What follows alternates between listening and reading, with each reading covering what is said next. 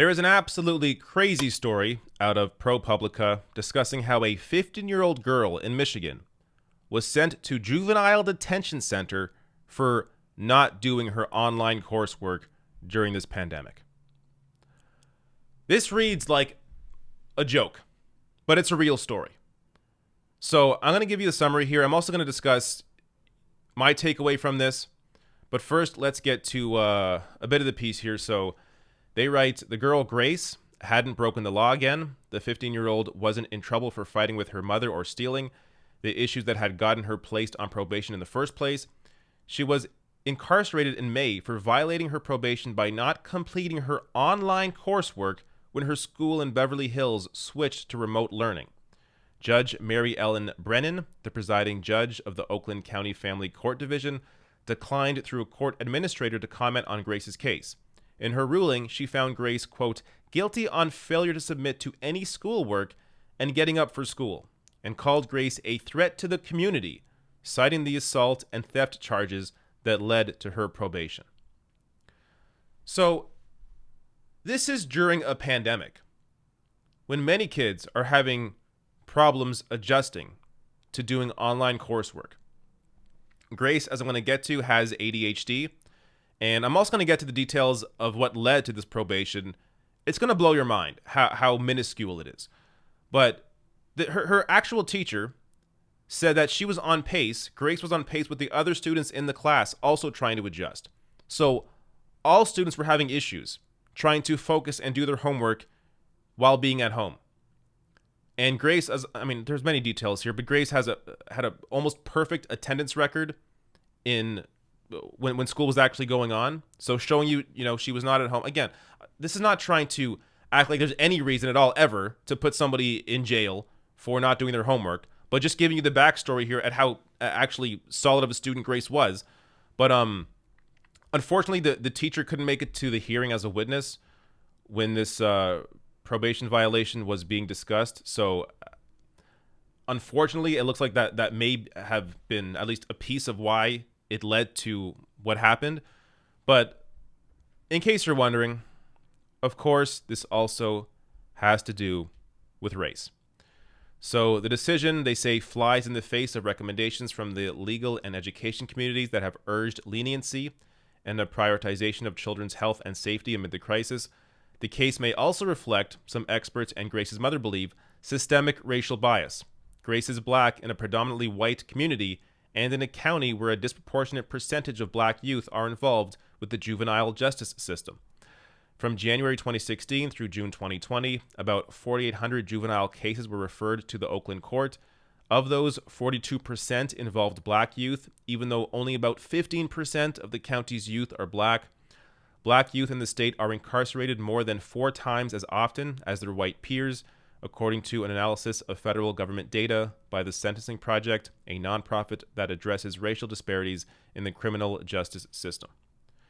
So, the argument you'll often hear from people who just don't know what the hell is going on or don't care and are purposely ignorant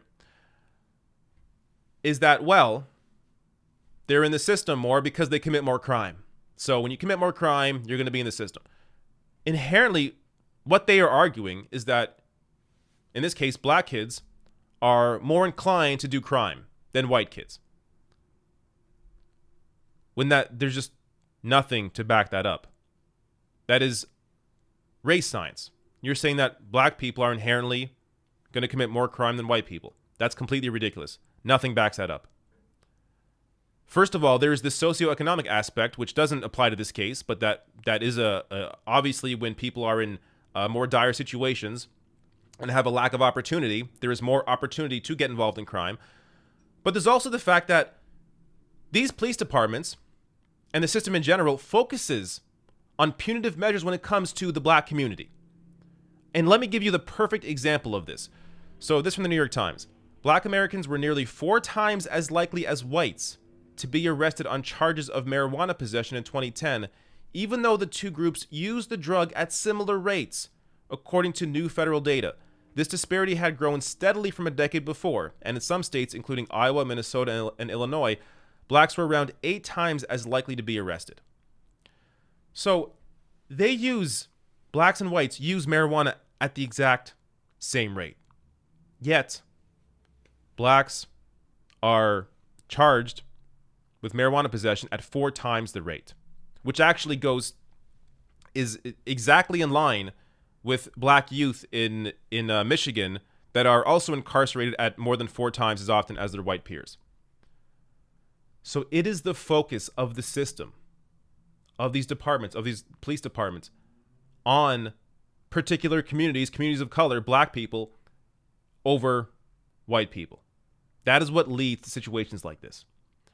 Now, Grace, the 15-year-old here, as I discussed, has ADHD and actually had granted, her and her mom had granted or requested one-on-one time with a teacher, and that was granted to her a day after the probation violation. So her mother and Grace already knew that she was having issues focusing on schoolwork at home, being in that environment, even though she had a near perfect attendance record, worked with her church, was involved in her community, played saxophone for the school band. So you have here a student who is actively engaged in school, in her community, goes to school, and because she has ADHD, during this pandemic, she had a problem focusing on her schoolwork, and they were trying to get her help at school, finally got it, but was only granted that help a day after the probation violation was filed. Now, you may ask, well, what did she do? Oh, she must have done something bad, right? To be on probation, to be in this situation to begin with. What did she do? She got into a fight with her mother. So the assault charge is from a neighbor overhearing a fight between her mom and herself and Grace. They had a fight.